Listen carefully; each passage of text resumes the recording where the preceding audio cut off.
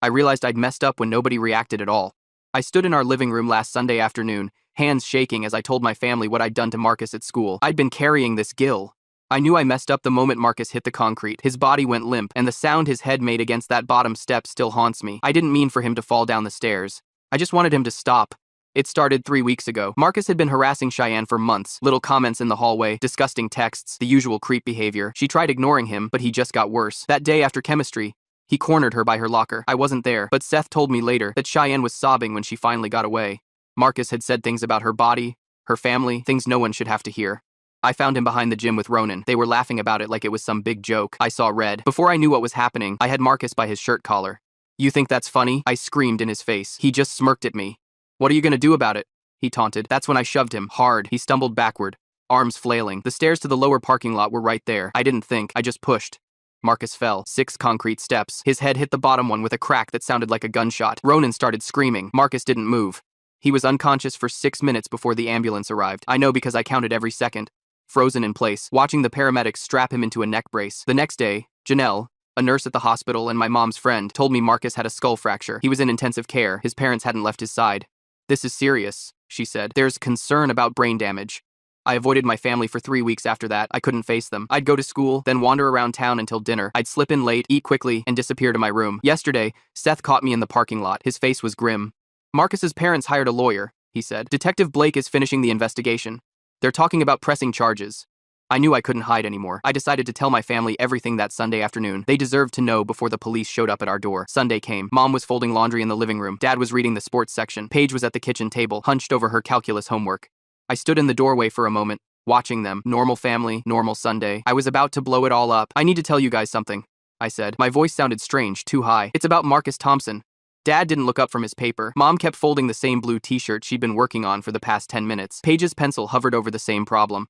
"I heard him," I continued, my heart pounding. "He was harassing Cheyenne, saying horrible things. I confronted him behind the gym and shoved him. He fell down the stairs.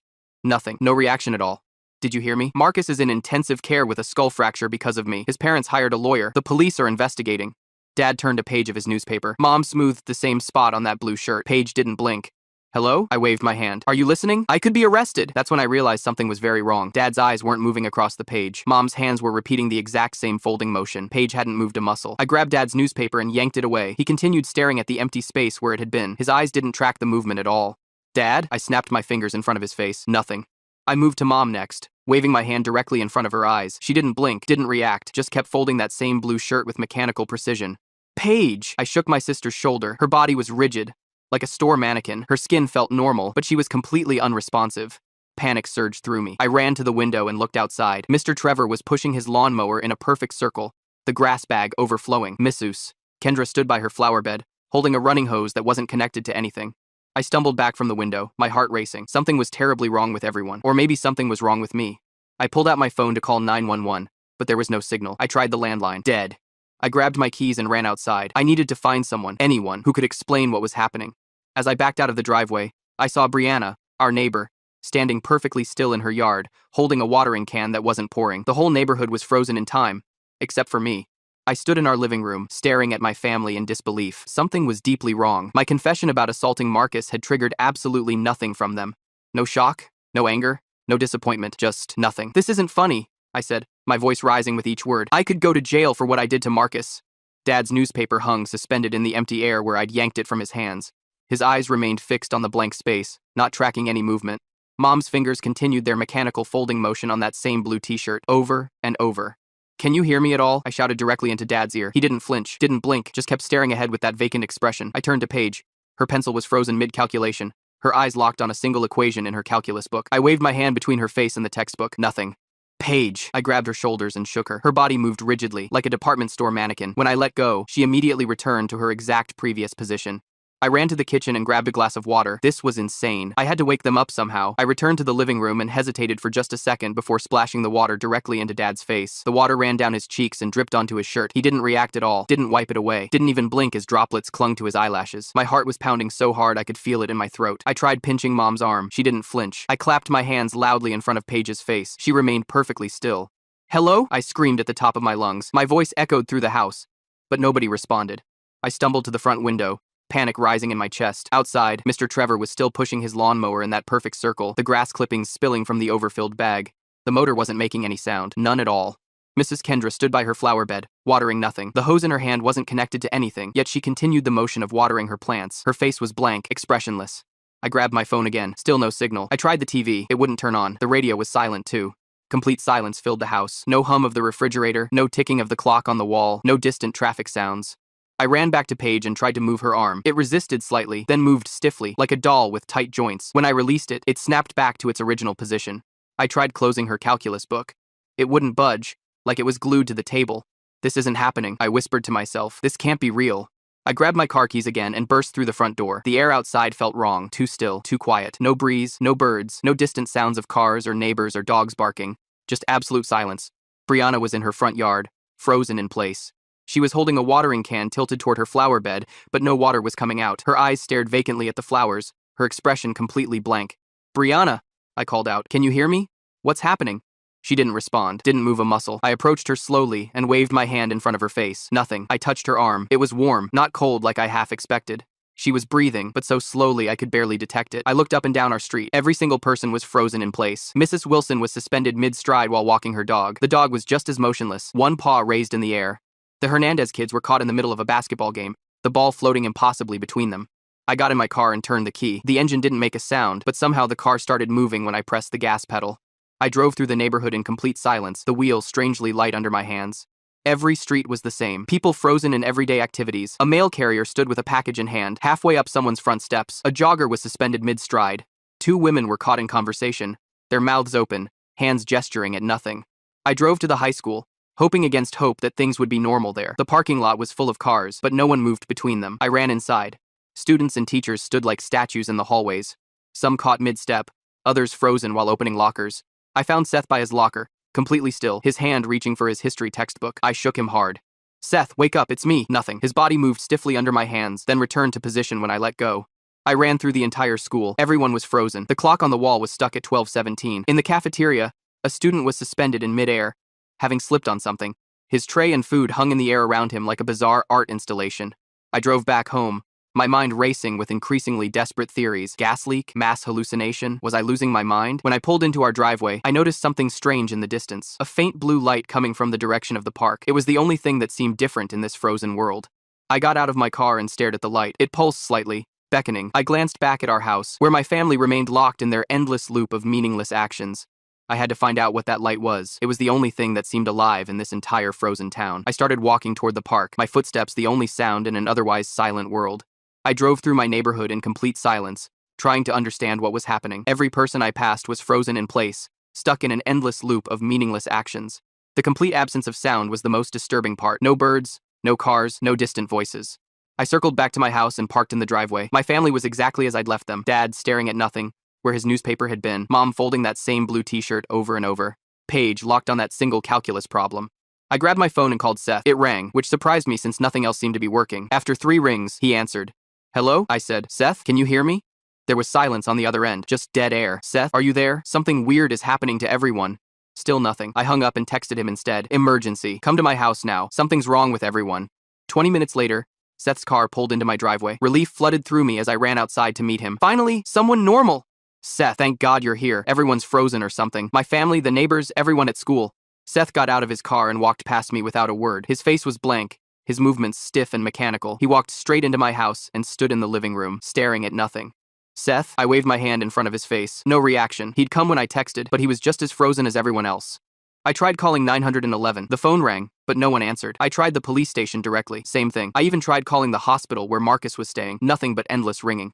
I got back in my car and drove to the hospital. The parking lot was full, but no one moved between the cars. Inside, the scene was eerie. Doctors and nurses stood frozen mid-step. Patients sat motionless in waiting room chairs. A child was suspended in midair, jumping from a chair, completely still.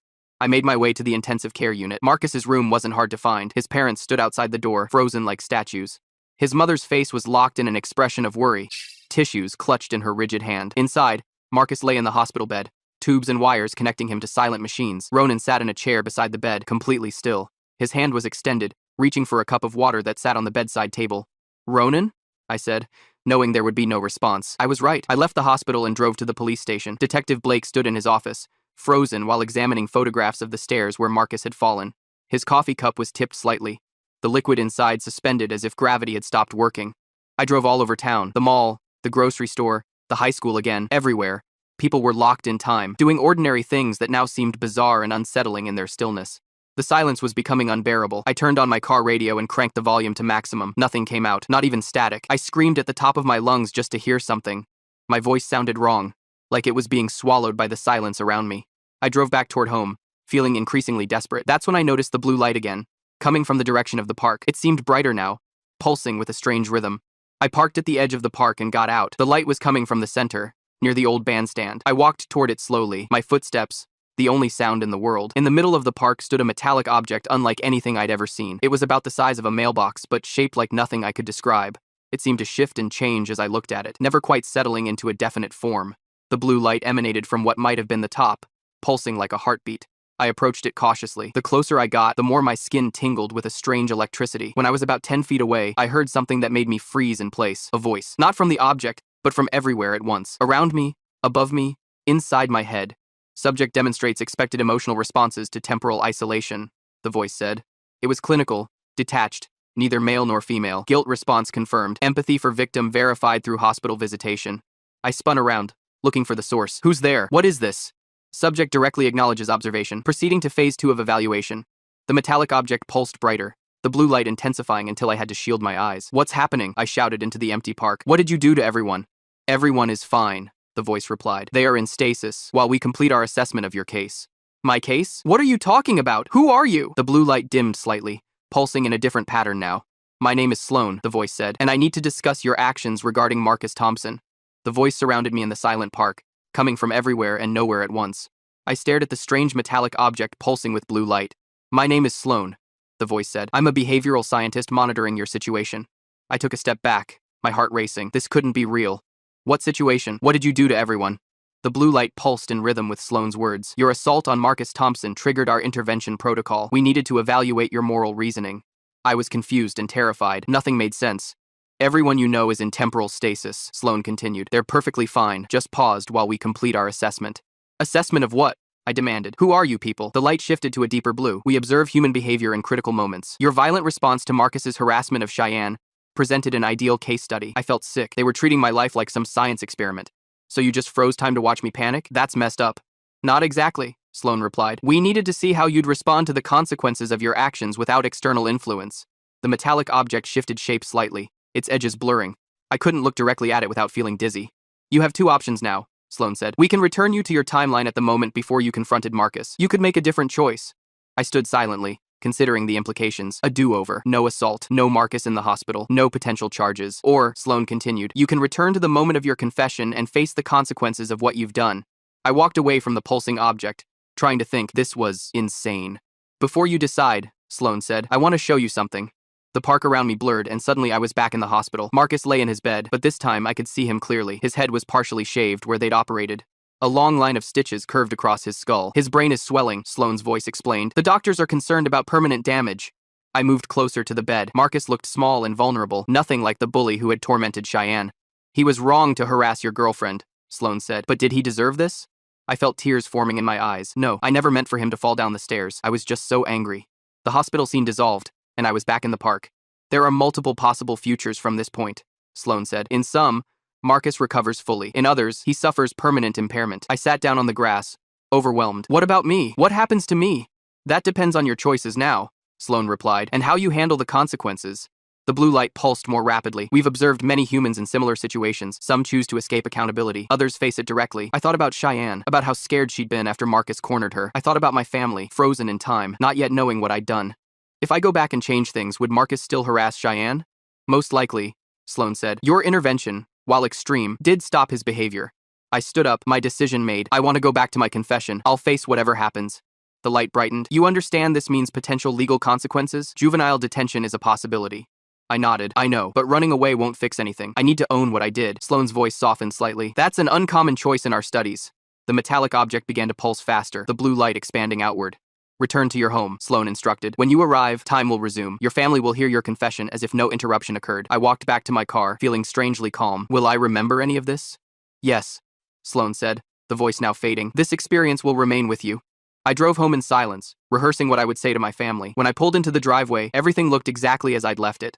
I walked inside and stood in the living room doorway. Dad with his newspaper, Mom folding laundry, Paige at her calculus homework. I need to tell you guys something, I said, my voice shaking slightly. It's about Marcus Thompson. The blue light flashed once behind me, and suddenly Dad looked up from his paper. Mom stopped folding. Paige turned in her chair.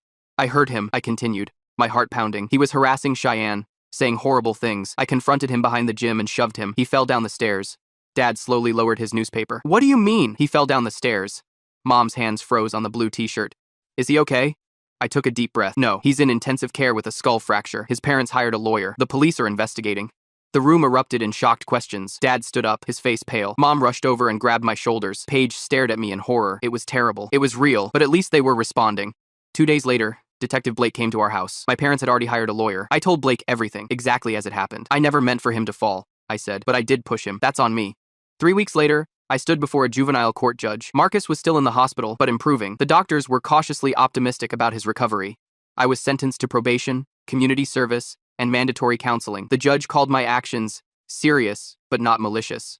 As I left the courthouse with my parents, I thought about Sloan and that strange blue light. I wondered how many other people they'd watched, how many other moments they'd frozen in time. I never told anyone about what happened during those frozen hours. Who would believe me? But I carried the memory with me, a constant reminder that our choices have consequences we can't always predict. Sometimes I look up at the night sky and wonder if Sloan is still watching. I hope they saw that I kept my word. I faced what I had done, and